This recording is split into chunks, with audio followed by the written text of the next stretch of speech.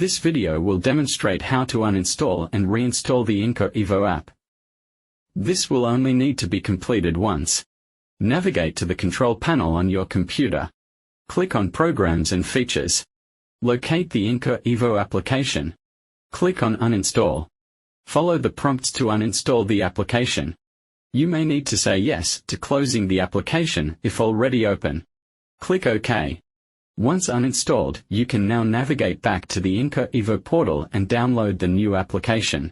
The link for the portal is www.portal.incahealth.com.au. You can also access this login page from the website. Once signed in, click on Download Evo app. This will prompt the new installer to run. We are currently updating our certificates, so you may need to click through, as I am here, to download and run the installer.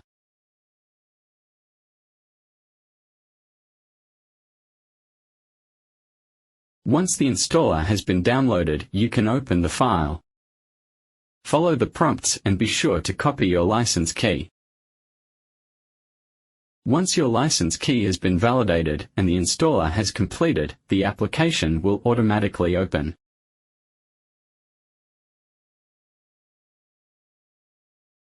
You can now open a patient in best practice and start using Inca Evo.